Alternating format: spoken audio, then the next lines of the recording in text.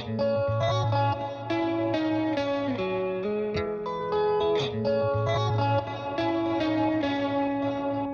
name is Pauline. I'm 24, and I'm an actor from Barcelona. And right now I'm in the theater, Pauline. We started out in Madrid. That was during the first recce. It was a combination of location hunting and casting as well. Okay, fantastic.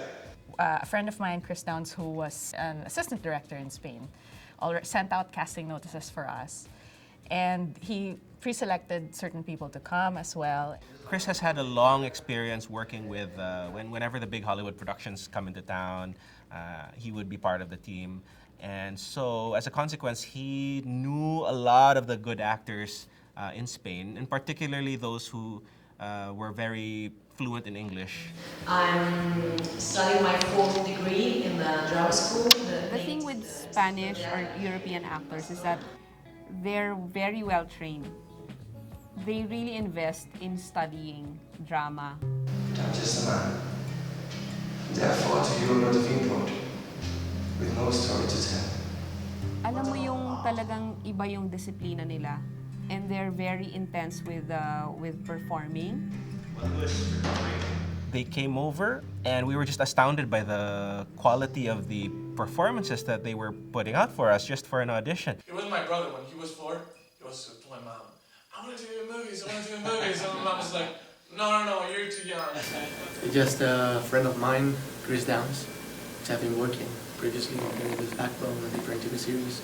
He just contacted me and said like, Andreas, they are looking for a character who is really similar to you, is your age and is really similar to you. So you should audition for it. So I went for it, you know. I went for it, but He went for it. I went for it. I wanted to go for it, to audition for it in Madrid, but I couldn't because I've been doing Hamlet in London. So I sent my brother there. First movie for you tomorrow. And I was like, Omar, who's so tall, he came and he said, I'm not auditioning. I brought this for my brother. I'm going to submit this to you and he's real. He can't come because he's in London now.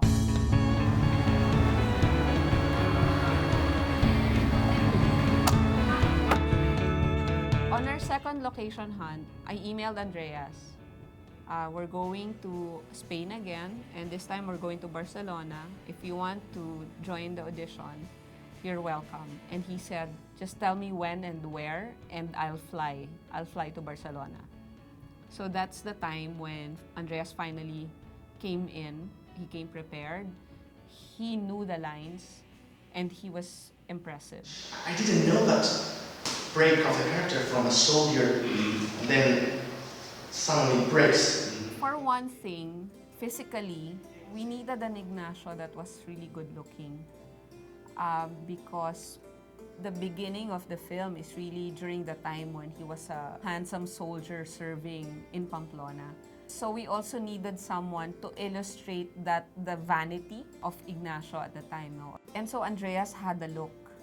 Secondly, he also had the depth of character. He's very intense at saka nakikita mo na agad-agad yung commitment niya sa role, no? He had that intensity. He had the intelligence. It shone through in the eyes. He had this great work ethic and like a natural love for the role.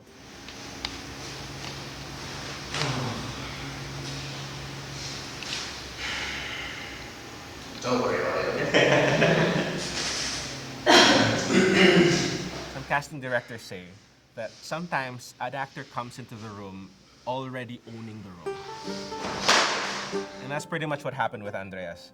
He came in and he pretty much already was Ignatius, was already Ignacio. And his audition was fantastic, and we were pretty much convinced right there. Buenas noches, señor.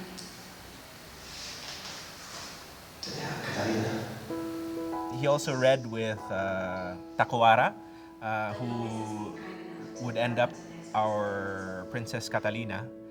And again, the first scene they had together, you could already see the chemistry in the room.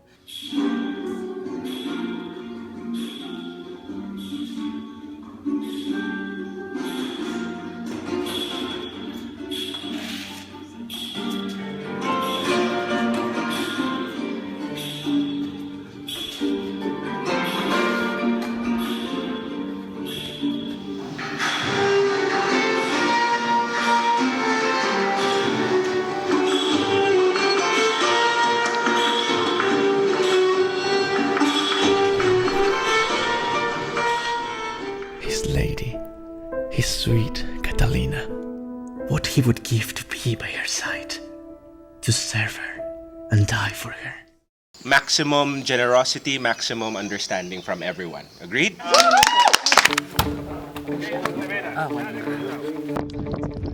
Audi.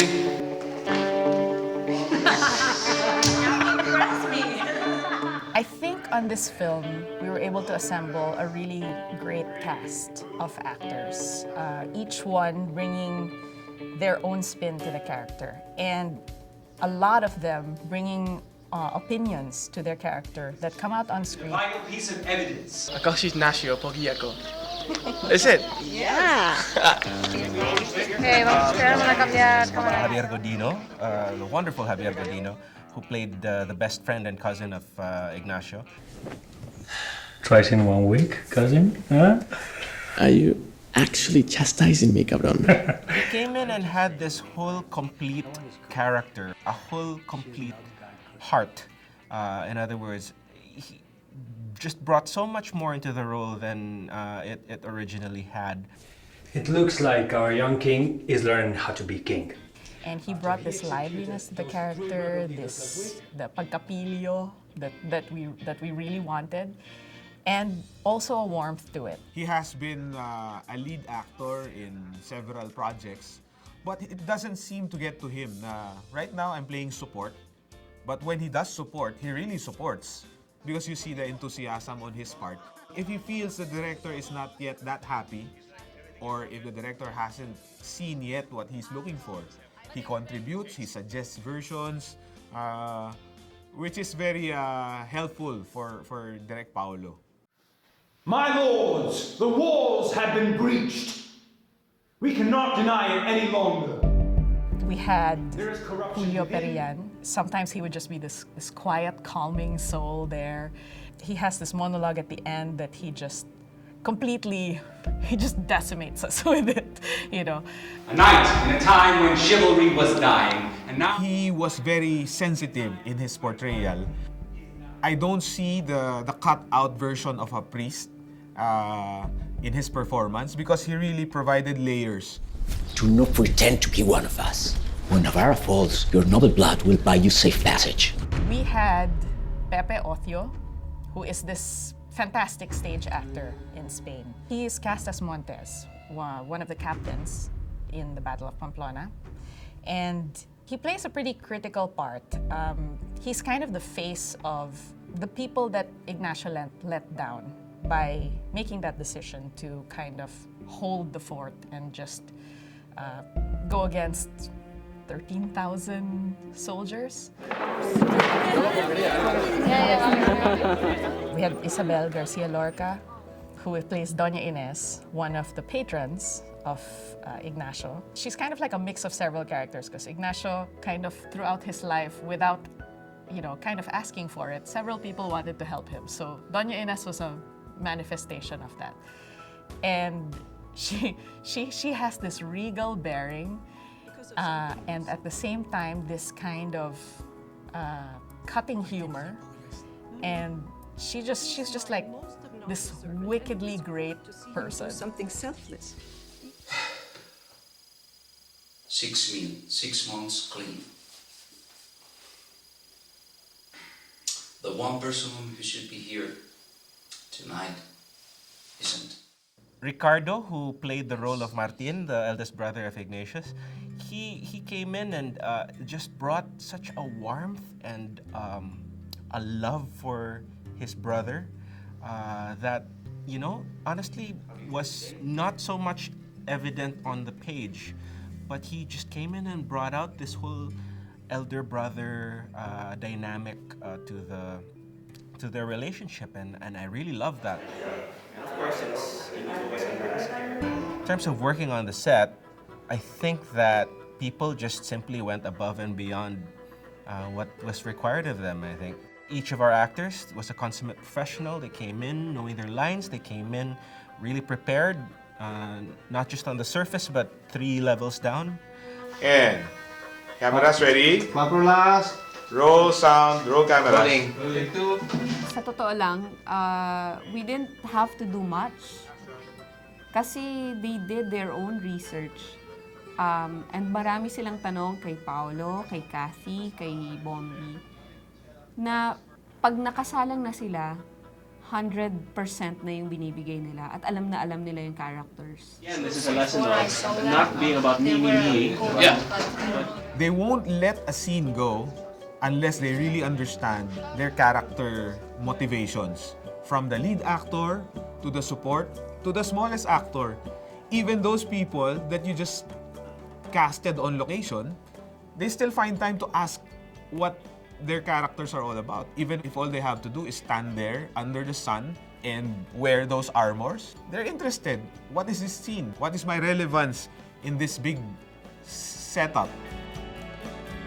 Prepping beforehand, the workshops beforehand helped a lot. I guess in the end, I'm happy that everyone was working towards the goal of making these characters come to life, making the story come to life. Yeah, we were very lucky regarding that. I guess yung biggest concern in terms of like production design was like the budget. Kasi ang laki ng vision ng film.